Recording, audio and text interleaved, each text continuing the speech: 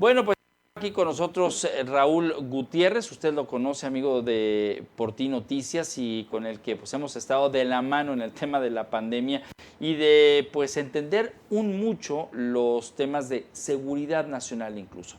En esta ocasión viene como maestro de Derecho del Instituto Nacional de Ciencias Penales. Gracias, Raúl, por acompañarnos. Bienvenido y buenas noches. Una vez más, muy agradecido contigo y con tu auditorio, Ramiro. Raúl, un tema que pues nos hizo cambiar las primeras planas en los informativos esta mañana, que no aparece en los titulares de los periódicos, dado que el Diario Oficial de la Federación en el primer minuto de este lunes advertía cerrado, porque así lo consideró el comisionado de seguridad, una mesa que investigó el Ceferezo número 2 Occidente, el de Puente Grande, pero el federal. ¿Qué implicaciones hay detrás de esta decisión en algo considerado como un penal de máxima seguridad en el país? Bueno, en la propia publicación se menciona que son acciones para la modernización y reingeniería en materia penitenciaria. Yo creo que implica un aspecto económico, no era funcional. Este centro penitenciario tenía capacidad para 1,050 reos y ahorita hay 400 reos aproximadamente. Uh-huh.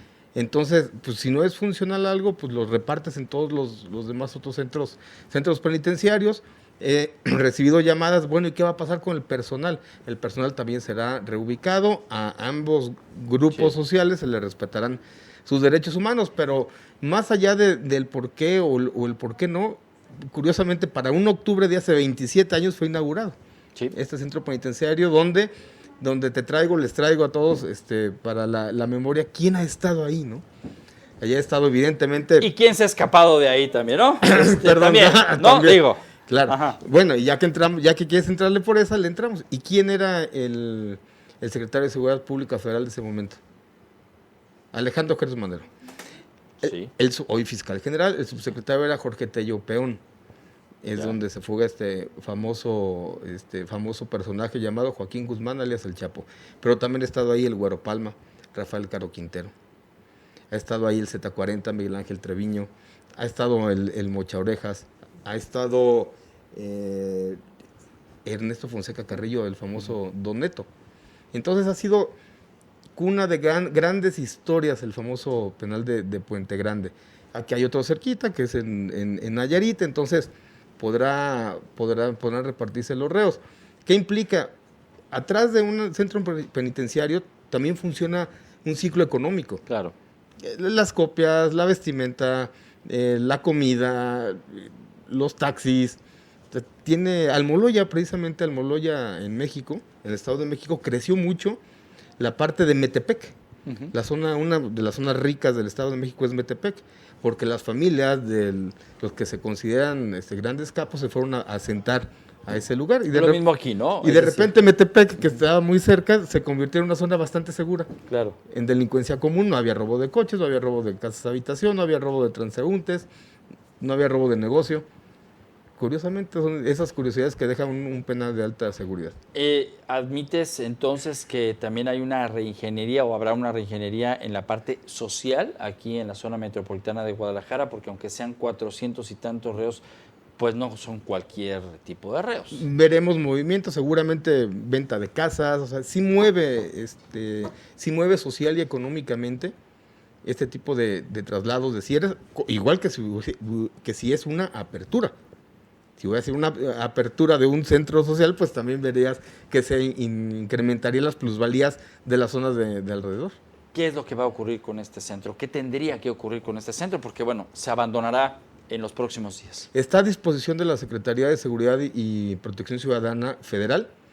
Quizá se quede aquí en el gobierno del estado de Jalisco, ¿no? Y haces un centro penitenciario, un conjunto penitenciario, ya que ahí está el estatal.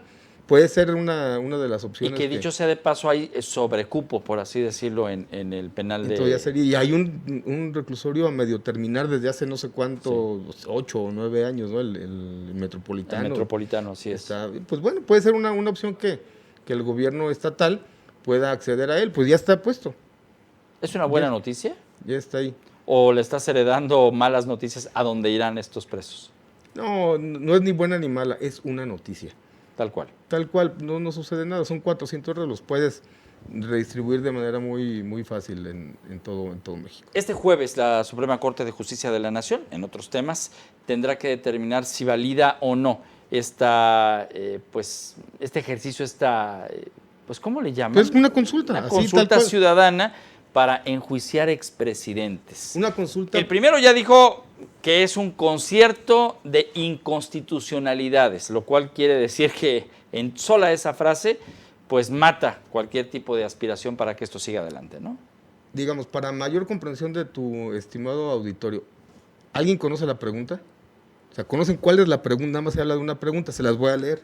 La pregunta que origina todo esto es: ¿está de acuerdo o no con que las autoridades competentes, con apego a las leyes y procedimientos aplicables, investiguen y, en su caso, sancionen la presunta comisión de delitos por parte de los expresidentes Carlos Salinas de Gortari, Ernesto Zedillo Ponce de León, Vicente Fox Quesada y Felipe Calderón Hinojosa durante y después de sus respectivas gestiones? Esta es la pregunta que, en base al artículo 21 de la Ley Federal de Consulta Popular, se envía el presidente de la República a la Suprema Corte. Paso en medio viste Ricardo Monreal recibiéndola. ¿Qué sucede? ¿Qué paso es? Se recibe por la Suprema Corte, se le instruye la ponencia, el ministro ponente fue Aguilar Morales, Luis María Aguilar Morales, y eres lo que tú refieres, ¿no? Este concierto de inconstitucionalidad. Pero ¿y en qué consiste ese concierto de inconstitucionalidad? Esta es la sentencia. Entonces, de la lectura, cuando me hablaste, dije, voy a hacer un resumen de qué es. Porque se oye muy bonito, ¿no? El concierto, pero ¿cuáles inconstitucionalidades? Bueno, la primera se refiere a la ciudadanía. Esto es en voz del ministro ponente. Correcto. Le pongo entre comillas: a la ciudadanía no le corresponde decidir si deben investigar o no y procesar los delitos cometidos en ejercicio de la función pública. La participación ciudadana tiene otros medios de interacción en esa dimensión. A ella compete obligadamente denunciar los hechos delictivos que tenga noticia. Después, si quieres que te lo lea, te digo cómo es. Lo hago muy rápido. 2. La consulta popular no puede tener por objeto la restricción de los derechos de las personas. 3. El objeto de la consulta vulnera el principio de presunción de inocencia, pues al exponerlas mediáticamente violenta las garantías penales esenciales y los derechos humanos en general. 4. De darse la violación de la presunción de inocencia, se estaría actuando también desde la dimensión social de los derechos. En la medida de validar este tipo de acciones, si sucede esto, sentaría un precedente por el que se permitiría anular la presunción de inocencia de las personas. 5. Un principio básico, recuerda el ministro: las autoridades del Estado mexicano se encuentran obligadas a denunciar cualquier hecho y a llevar a cabo todas las investigaciones necesarias para llegar a la verdad y sancionar cualquier delito cometido por cualquier persona, sea un expresidente, exfuncionario o cualquier persona. Esto quiere decir, no es necesaria la consulta para que la autoridad correspondiente haga lo que las atribuciones que la ley le corresponde. Y 6, la consulta rompe con el principio de legalidad, de igualdad, entre comillas otra vez, dado que todas las personas tienen derecho a recibir el mismo trato, y en este caso específico no está justificado porque a unas personas se les somete al escrutinio público para determinar si se les debe de investigar y, en su caso, sancionar penalmente, mientras que al resto de las personas no se les da el mismo tratamiento. ¿Qué quiere decir? ¿Es bueno o malo para la ciudadanía? ¿Está afectando los derechos de la ciudadanía? Yo pienso que la ponencia del ministro Aguilar protege a la ciudadanía.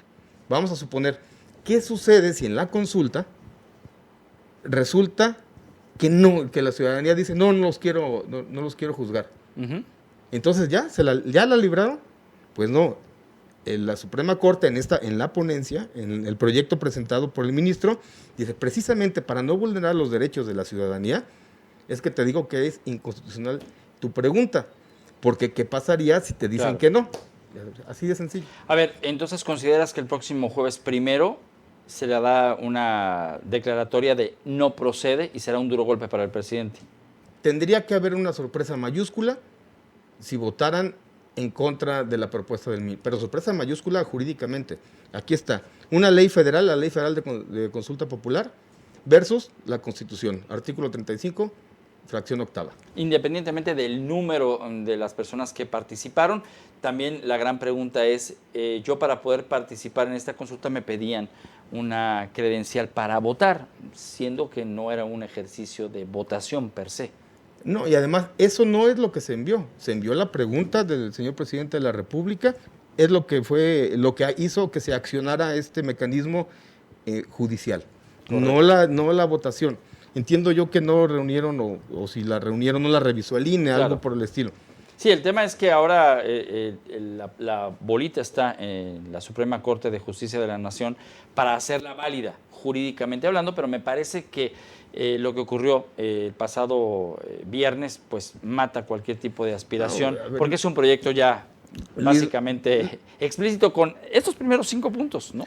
Luis María Aguilar, bueno, ya fue presidente de la Suprema Corte de Justicia de la Nación. Sí, así es. No sé, también ellos se juegan su prestigio. ¿Hay presiones o podemos presumir que puede haber presiones del gobierno federal? Pero por eso la elección de los ministros es a 15 años, para que no digan, te nombró Zedillo, te nombró Calderón, te nombró Salinas, te nombró Peña, ¿ok? Para que no respondan a ese tipo de presiones sexenales, es por eso que se hace de manera alterna y por tantos años. Si son 15 años, estás hablando que abarcan casi 3 sexenios, entonces tendrías que tener compromiso con el que te nombró, con el que llegó y 2 años del siguiente.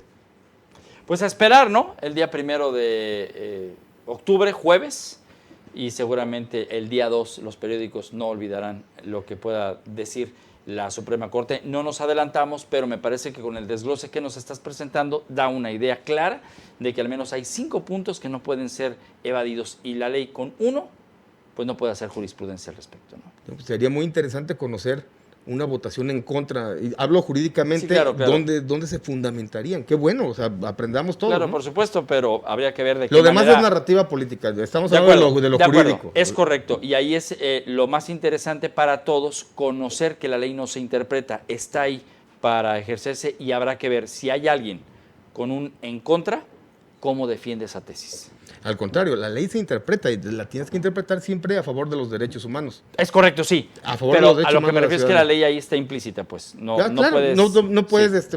La ley de Herodes, vamos a arrancar esta página y no hay artículo 35. Exactamente, nos pasamos al 36 y pues entonces no. Raúl. Como siempre. Muchas gracias, te aprecio muchísimo. Igualmente, éxito. Con nosotros. Hago la pausa y regreso, está usted en Por Ti Noticias.